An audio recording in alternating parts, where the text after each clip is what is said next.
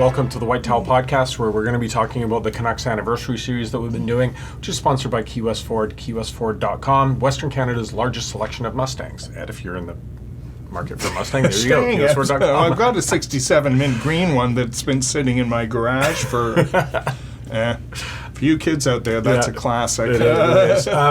Speaking of classics, as we've revisited each month a different decade, we're now in the middle of the 2000s, and what a bizarre decade. You came out of the Mike Keenan wreckage with Mark Messier still involved, obviously massive names leaving, but then we get into this period in the middle of the 2000s, and obviously, it doesn't get much closer than 1994 or 2011, but I look at the way the table was set for that 2004-2005 era team. That might have been their best shot to win a Stanley Cup. Yeah, that 03 team. Yeah. That's the one that really is kind of underwritten and underreported in the history of the Canucks. I thought that team, the West Coast Express, was at their absolute peak. The Twins were just kind of starting to show a little bit, and they were great secondary. So they had a defense with Oland and Jovanovski and Sammy Salo, and they didn't have great goaltending. But yeah, and especially the way the playoffs set up that year. They're up 3-1 on Minnesota. They've got Anaheim sitting there waiting for them in the conference finals. That one could have ended so much differently. It's a crazy decade when you just think of the peaks and valleys and the way it changed so dramatically, because it looked like they were going to be in the dumper for a long time, and then all of a sudden, this West Coast Express team springs to life, and then it dies. And then, Dave Nonis bakes this trade for Luongo, and they have that 1 year, and then he gets fired, and then Gillis steps in, and we know what happened after that. But it was just a crazy decade. No, it absolutely is, because, when you look at those subjects, you got Mark Crawford brought in from Colorado, does this great job with this team. They look like they're on their way. Then things just completely fall apart. And as you said, Ed, it looks like that team is now going to be like in the ashes for a while. And then Alain Vigneault comes in, and the impact he had immediately. And obviously, you talked about Luongo. I remember it was like there was such paranoia about him not re-signing here because the rest of the team around him wasn't very good. But then you look at the parts that were here, like Bieksa, certainly the Sedins, that just flourished. I mean, is it fair to say Alain Vigneault's underrated in his history with the Canucks? Yeah, I think so, especially, when you go back to that year. But again, that year was a one-off. Yeah. Because they're out of the playoffs again next year, and then, Nonis is gone, and Gillis comes in, and he's making all these, loud noises about, organizational reviews, and, the Twins going to be traded. Is Vigneault going to come back? And, to Gillis's credit, after his organizational review, he opted to stay the course, and, the team, developed from there. But, it was crazy. There's that 1 year this is off topic, but there's one great year in Manitoba where they've got Burrows, where they've got Kessler. It's the lockout year. They've got Burrows, they've got Kessler, they've got Bieksa. I think, do they have Corey Schneider? And Fedorov.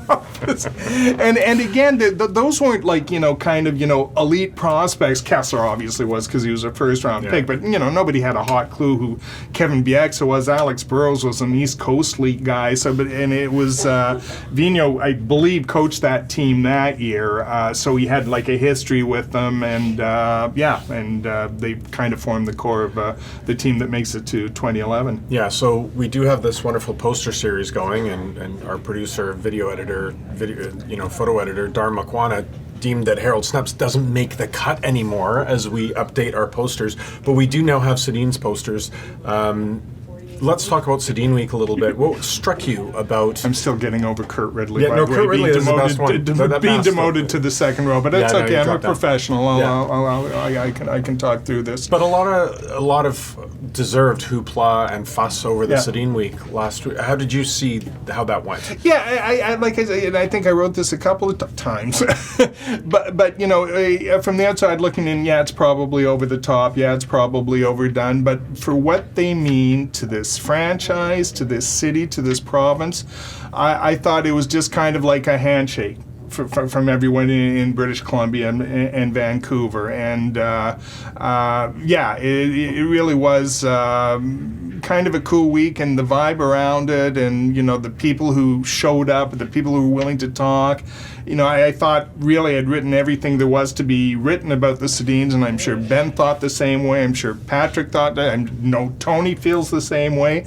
But just a little fresh context, right? And maybe you come at it, at 2 years after the fact, and things have changed a bit, and it's kind of a chance to revisit some old themes, but place it in this new context. So I thought it was great. Yeah, and what I liked about it as well was the fact that there was no controversy over their numbers going up, because you get into these, no, Naslund isn't worthy. Linden, does he's he ring on the of outside, honor, or does he just get on exactly. it for one Kessler, night? and Luongo, the way they left, Bure should not be. Well, that was that's the great thing. and that was the other thing about the week, if I may, is just kind of the subplots it generated, and principal among those being Ryan Kessler, and then that was it was great. It was great. Everybody loves the story of a reformed sinner. It makes them feel good about themselves when they can open their arms, and the heel comes back. And I actually felt good for Ryan too. He's a difficult character on a number of levels, but you cannot debate what he brought to the ice in his peak years. Yeah, and we'll have to sign off there because we're running out of film. Otherwise, we would get into the fact that Ryan Kessler, to me,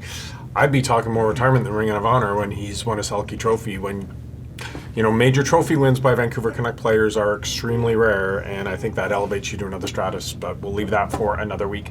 Thanks for watching, everyone. You can get all our news, stories, podcasts at theprovince.com, vancouversun.com.